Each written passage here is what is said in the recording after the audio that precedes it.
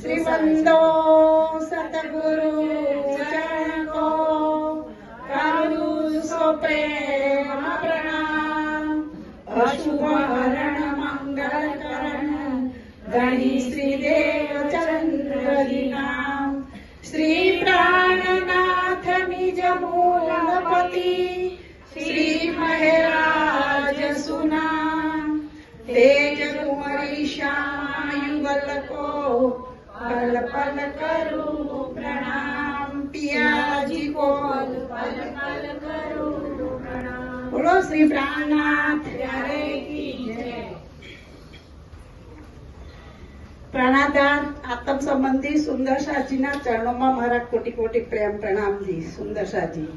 સુંદરશાહજી શ્રી રાજજી મહારાજ સત્ય છે, શ્રી રાજજી મહારાજનું કાર્ય પણ સત્ય છે। શ્રી રાજજી મહારાજ સ્વયં પોતાની આજ્ઞાઓને આ માયાના ખેલમાંથી બહાર કાઢીને પોતાનું કાર્ય કરવાની શક્તિ પ્રદાન કરે છે। તો સુંદરશાહજી કયું કાર્ય? તો જાગો અને જગાવો, પહેલા ખુદ જાગો અને પછી બીજાને જગાવો, એ કાર્ય કરવાની શક્તિ આપણને રાજજી મહારાજ આપે છે। તો સુંદરશાહજી કિરંતન ગ્રંથ પ્રકરણ 88 ચોપાઈ નંબર 1 છે। શું કે? ચલો ચલો રે સાથ આપણે જઈએ ધામ, मूल वतन धनिए बताया, जित ब्रह्म सृष्टि श्यामाजी श्याम, चलो चलो रे साथ। आप श्री राज्य महाराज वे धाम के धनी पार ब्रह्म सच्चिदानंद स्वरूप आखरुल जमा इमाम मेहंदी आप स्वामी श्री प्राणनाथ जी महाराज श्री इंद्रावती जी ना धाम हृदय में विराजमान थईने सुंदरशाहजी આપણને કહે છે કે ચલો ચલો રે સાથ આપણ જઈએ ધામ। તો કયું ધામ સુંદરશાહજી? આપણે પરમધામ જવાની વાત કરે છે। ચલો ચલો રે સાથ આપણ જઈએ ધામ। તો અહીંયા આપણે ધ્યાન ચિંતન દ્વારા આપણે બેઠા બેઠા અહીંથી જ આપણે પરમધામ જવાનું છે સુંદરશાહજી। પછી મર્યા પછી તો આપણે બધા કઈ જવાનું છે? સ્મશાનમાં। પણ આપણે ધ્યાન ચિંતન સરકાશી પણ કહેતા હતા કે વાણી મંથન અને ચિંતન એ સિવાય બીજો કોઈ વિકલ્પ નથી। તો આપણે આ વાણીમાં ડૂબવું જોઈએ અને ચિંતવનમાં પણ ડૂબવું જોઈએ સુંદરશાહજી। તો જ્યારે સ્વામી શ્રી પ્રાણનાથજી પન્નાજીમાં જ્યારે પોતે ઘુમ્મટજી મંદિરની ઉપર ઈશાન ખૂણાવાળી ઘૂમટીમાં પોતે ચિંતવન કરતા હતા અને સુંદરશાહને કરાવતા હતા, કેમ કે મારો સુંદરશાહ પાછળ આવનાર એ ભટકી ના જાય અને પરમધામના માર્ગ પર ચાલે, એટલા માટે આપણને ચિંતવન કરાવતા હતા સુંદરશાહજી।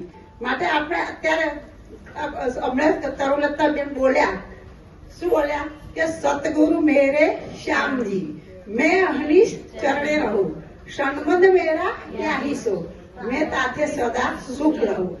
તો સુંદરશાહજી આપણે આ સંસારની અંદર સદગુરુના રૂપમાં જાહેર રૂપમાં તો આપણને સદગુરુ ધણીસિંહ દેવચંદ્રજી મળ્યા, બરાબર। પણ ઇન્દ્રાવતીની આત્મા શું કહે છે? ઇન્દ્રાવતીની આત્મા કહે છે કે સદગુરુના રૂપમાં સદગુરુ દેવચંદ્ર આપણે મળ્યા તો ખરા, પણ એમની અંદર જે વિરાજમાન છે પરમધામની સુંદરબાઈ શ્યામા મહારાણી, એ મારા સદગુરુ છે। હું એમના ચરણોમાં પ્રણામ કરું છું। તો સુંદરશાહજી આપણને અત્યારે આ જાગના બ્રહ્માંડમાં આપણને સરકારશ્રી મળ્યા। આજે એમની શતાબ્દી મહોત્સવ માટે આપણે બધા સુંદરશાહજી એકત્રિત થયા છે, બરોબર। તો આનંદથી ઉજવીશું। પરંતુ સુંદરશાહજી આપણને સરકારશ્રી ના મળ્યા હોત તો આપણે શું કરતા? આપણે પણ અજ્ઞાન રૂપી અંધકારમાં સુતેલા હોત ને, કારણ કે સરકારશ્રી ના આવ્યા હોત તો વાણી મંદિરમાં રૂમાલો પર રૂમાલ લપેટાઈ રહી હોત સુંદરશાહજી। પણ જયારે સરકારશ્રી આવ્યા ને ત્યારે મંદિરમાંથી વાણી બહાર કાઢી અને સ્ત્રીઓને તો અડકવાનો પણ અધિકાર નતો સુંદરશાહજી। એ આપણને આવીને આપણને આ અધિકાર આપણને આપ્યો સુંદરશાહજી અને આપણને કીધું કે તમે હવે વાણી મંથન કરો અને વાણી સાથે લાગેલા રહો। વાણી શું કહે છે? મારો ધણી શું કહે છે? કોઈનું કહેલું નહીં સાંભળવાનું, પણ વાણી શું કહે છે?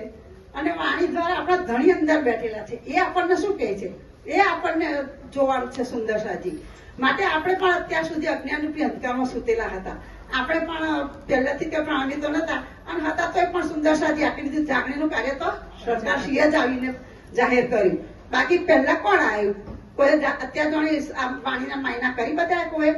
કોઈ નથી કરી બતાવ્યા. જયારે આપણા સદગુરુના રૂપમાં સરકારશ્રી આવ્યા ને ત્યારે આ વાણીના માયના કર્યા અને આપણને વાણી સાથે જોડ્યા સુંદર સાથી. માટે આપણે સદગુરુનો આપણા ઋણ અદા કરવું જોઈએ. કારણ કે સરકારશ્રીએ તો કીધું છે કે તમે, હું તો સુંદર સાથી આ ગેટની અંદર આવું ને એટલે મને સરકારશ્રીના દર્શન થાય છે. હું મારું અહમ નહીં કહેતી, મારા રચીજી કેવડે એ કહું છું, હું કશું જ નહીં બોલતી. પણ શું છે કે અહીંયા પારાયણ થતા હતા તો સરકારશ્રી એટલા 5 8 ઊંચા અને આમ એક ધોતી પકડી રહ્યા એટલે બધા ફરતા હોય પારાયણ પર બધા. એ મને અત્યારે દ્રશ્ય યાદ આવે છે અત્યારે. અને મને સરકારશ્રી મારા ઘરમાં પણ હું એકલી ફરતી હોય તો મારી આગળ સરકારશ્રી ફરતા હોય એવું જ મને લાગતું હોય છે સફેદ વસ્ત્રોમાં. તો સુંદર સાથી આપણું ઈમાન પાક્કું રાખવું જોઈએ.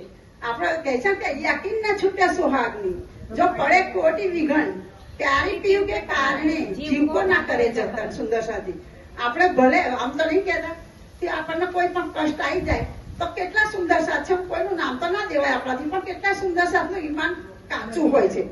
જો શરીર માટે કઈ થયું હોય ને તો તરત જ દેવી દેવતાની અંદર જતા રહેશે અને આ કરશે ને તે કરશે ને દોરા ધાગા.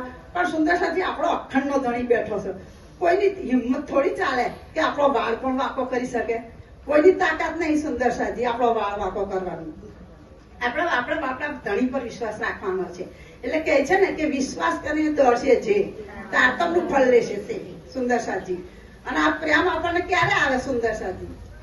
આ પરમધામનો પ્રેમ તો ચોપાઈ પણ પુરવાર છે કે વચને કામ જ ધોઈ કાઢીએ, રાખીએ નહીં રજ માત્ર, જોગવાઈ સર્વે જીતે ત્યારે થઈએ પ્રેમના પાત્ર. આપણે સુંદર સાથી આ વચનો દ્વારા આપણી અંદર જે મેં ખુદી છે, અહંકાર છે, બધું કહે છે ને અહંકાર